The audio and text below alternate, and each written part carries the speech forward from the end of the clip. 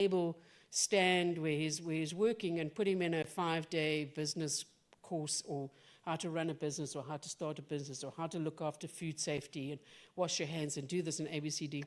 We've got to become innovative.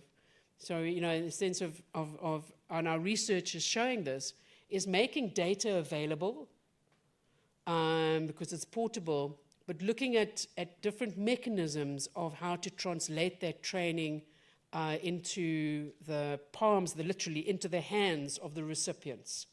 And there's wonderful ways of doing that, and a lot of people are doing it, and there's a lot of expertise in our own domain to understand how we can gamify, how we can make it exciting, how we can award badges, how we can incentivize it, etc., to start to grow that area of skills.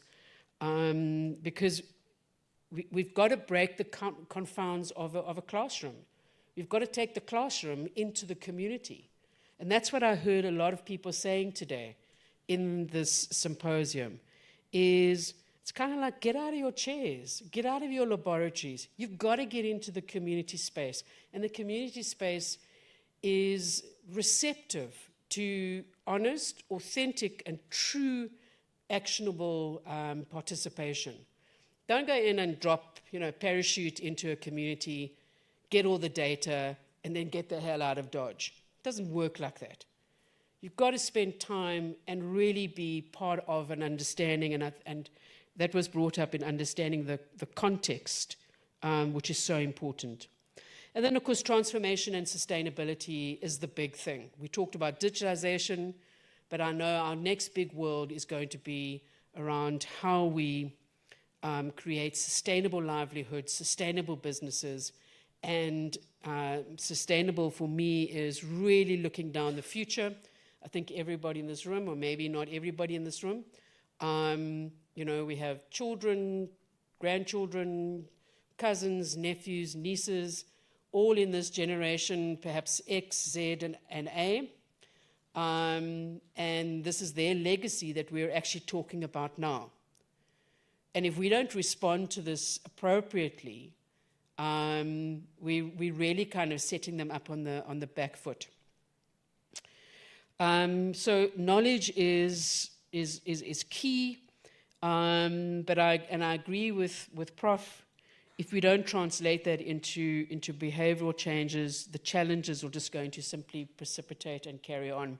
And I'd like to make a recommendation, Lisi, that we look at how we can research this aspect of culture and culturalization. And it's not only across race or language. I think there is a whole different way. We need to look at culturalization and deciding and how we make different kinds of choices, and obviously how they influence our communities around us, particularly in the wholesale and retail space. It was lovely to hear from wholesalers today. I think sometimes we focus a lot on the retail space, and it was good to hear from wholesalers today as well. So just in a nutshell, colleagues and friends and participants and beneficiaries and everybody in the room today and online as well, thank you very much for sticking with us online. We said a lot. Those are just my snapshots of, I think, some of the important. I might not have covered everything. As I say, we will get an extensive note out to you and with recommendations and how we want to also develop and partner with yourselves in moving this research agenda. But I also want to say thank you to my CEO and my executive team for being here today as well, because it's truly inspiring that the research work that we do is taken up seriously.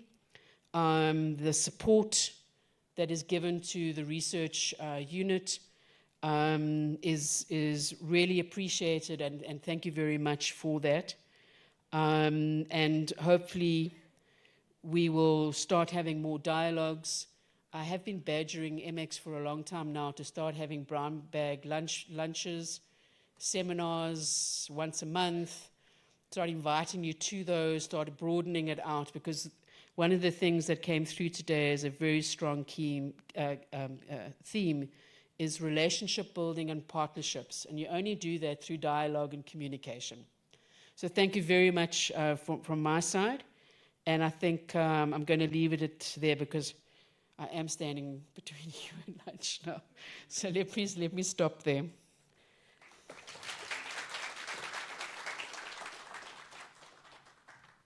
Well, as she said, as a fellow Aries, are we ready?